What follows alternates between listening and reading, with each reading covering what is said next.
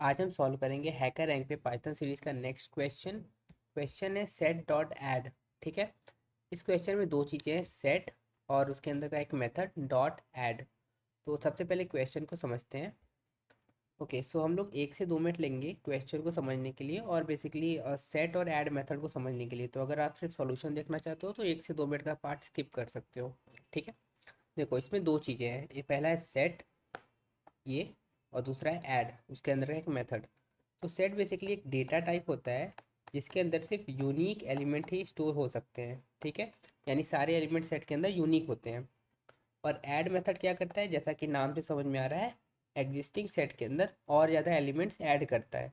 तो अगर पहले से एलिमेंट एग्जिस्ट करेगा तो नहीं करेगा, बट अगर एग्जिस्ट नहीं करेगा तो ही करेगा ऐड, क्योंकि यूनिक एलिमेंट्स ही होनी चाहिए, राइट। चलो समझते हैं इसको एग्जाम्पल से, जो कि क्वेश्चन में दिया हुआ है। तो सबसे पहले लाइन में सेट को क्रिएट करना समझाया है। सेट को क्रिएट करने के लिए सेट मेथड को कॉल करोगे और उसके अंदर अपना एक डेटा पास कर दोगे। ठीक है।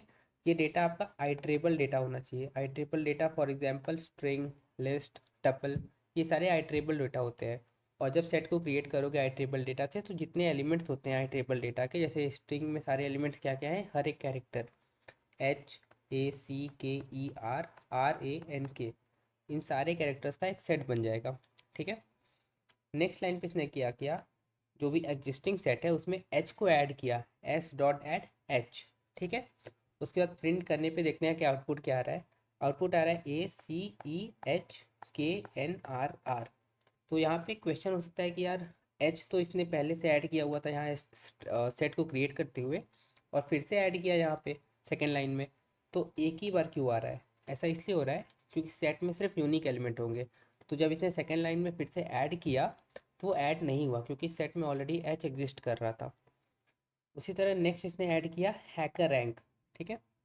अभी यहाँ पे इंपॉर्टेंट चीज़ है जो कि हमें समझना है कि जब ऐड मेथड को कॉल करते हो तो उसके अंदर जो डेटा पास करते हो वो पूरा का पूरा डेटा ऐड हो जाता है। जैसे कि यहाँ पे देख रहे हो पूरा का पूरा हैकर रैंक ऐड हुआ है, ना कि HACKER। ठीक है। तो जब क्रिएट करोगे तो आइट्रेबल होना चाहिए, और जब ऐड करोगे तो पूरा का पूरा एलिमेंट ऐड हो जाएगा। अब जल्दी से चलते हैं और टास्क को समझ लेते हैं। तो बेसिकली टास्क में हमें बोला है कि हमें ऐड मेथड का हेल्प लेना है और अपने क्वेश्चन को सॉल्व करना है। बेसिकली हमारा एक फ्रेंड है रूपर, और उसके उसके पास बहुत सारे कलेक्शन है कंट्री स्टैम्प्स के। ठीक है। अभी उसको क्या करना है, सारे डिस्टिंक्ट कंट्री स्टैम्प्स का काउंट पता करना है कि उसके पास कितने अलग अलग कंट्रीज़ के स्टैम्प है। ठीक है। तो मान लो अगर इंडिया का स्टैम्प उसके पास 10 हुआ, फिर भी 1 काउंट हुआ कि हाँ इंडिया का एक स्टैम्प है इसके पास। तो इनपुट में हमें क्या मिलेगा, हमें एन मिलेगा, जो कि होगा यहाँ पे इनपुट सैम्पल इनपुट में देखोगे 7। और एन का मतलब होगा कि कितने कंट्रीज के स्टैम्प है उसके पास। ठीक है। और नेक्स्ट एन लाइन में वो सारे कंट्री के नाम। तो सारे नाम देखोगे यहाँ पे है UK, China, USA, France, New Zealand, UK, France. तो डिस्टिंक्ट कितने हैं, ये शुरू के 5 डिस्टिंक्ट है। उसके बाद जो बाकी दो आ रहे हैं यूके और फ्रांस, वो ऑलरेडी इसके पास यूके यहाँ पे और फ्रांस यहाँ पे एग्जिस्ट करता है। तो आउटपुट में आना चाहिए 5। ठीक है।